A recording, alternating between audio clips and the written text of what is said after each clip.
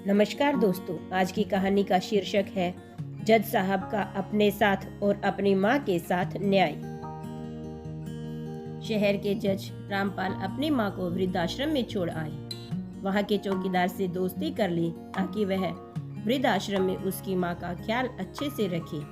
उसे कुछ पैसे भी दे दिए। चौकीदार ने पूछा, जज साहब, आप अपनी माँ से इतना प्रेम करते हैं, वृद्धाश्रम में क्यों छोड़ रहे हैं? तो जज ने चौकीदार को अपने दिल की बात आंसुओं के साथ बताई कि घर में उसकी पत्नी और उसके 2 बच्चे हैं जो मेरी माँ के साथ बुरा व्यवहार करते हैं। उन्हें खाना पीना भी वक्त से नहीं मिलता। मेरे बच्चे भी अपनी माँ के कहने पर अपनी दादी से बात नहीं करते। मेरी माँ को यह सब अच्छा नहीं लगता। सारा दिन रोती रहती है। वह मुझसे मेरे बीवी और बच्चों की शिकायत कभी नहीं करती, पर मेरी माँ अपने ही घर में दयनीय स्थिति में रहती है। मुझसे भी मेरी माँ का यह हाल देखा नहीं जाता। माँ काफी दिनों से मुझे वृद्ध आश्रम में छोड़ने की जिद कर रही थी, फिर भी मेरा मन नहीं मान रहा था। पर उनके आंसू अब और मुझसे देखे नहीं जा रहे थे, इसलिए मैं उन्हें यहाँ छोड़ने आ गया।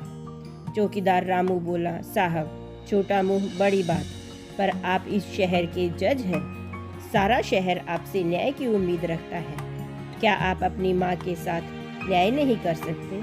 आप अपनी माँ और अपने साथ न्याय नहीं कर सकते तो इस शहर के लोगों से क्या न्याय करेंगे?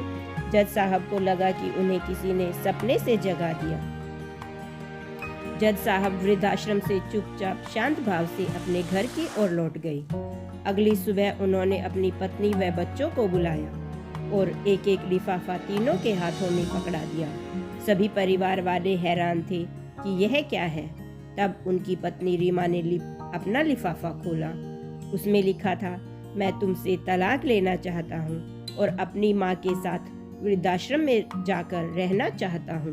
बच्चों ने भी अपना लिफाफा खोला जिसमें लिखा था कि मेरी सारी संपत्ति तुम दोनों के नाम पर है और तुम दोनों ही अपनी माँ का ख्याल रखोगी। बच्चे यह देखकर हैरान थे और रोते हुए बोले, आप ऐसा क्यों कर रहे हैं? जज साहब बोले, आज मैं एक जज हूँ। सोचो, मेरी माँ का कितना बड़ा योगदान होगा मुझे जज बनाने में, और आज मैं उन्हें वृद्धाश्रम छोड़कर यहाँ अपने घर में शांति से नहीं रह सकता। मैं अपने भगवान को ऐसे वृद्धाश्रम में नहीं देख सकता। मैं यह सब छोड़कर अपनी माँ के साथ वृद्ध आश्रम में ही रहूँगा। और जज साहब वृद्ध आश्रम की ओर चल पड़े। थोड़ी देर बाद उनके पीछे पीछे जज साहब की बीवी और बच्चे भी आश्रम में पहुंच गए और अपने किए पर माफी मांगने लगे। वह वृद्ध आश्रम के संचालक से बोले कि हमें अपनी दादी को वापस घर लेकर जाना है। पर आश्रम के संचालक ने कहा, नहीं, मैं उन्हें वापस नहीं भेज सकता। क्या पता तुम वहां ले जाकर उन्हें मार दो। जज साहब काफी शर्मिंदगी महसूस कर रहे थे। तभी उनकी बीवी आगे आई और बोली, हमसे गलती हो गई, हमें माफ कर दीजिए। हमें अपने किए पर पछतावा हो रहा है और अपनी गलती को सुधारने का एक मौका चाहिए। आश्रम के संचालक ने कुछ शर्तों के साथ जज की मां को उनके साथ घर भेज दिया।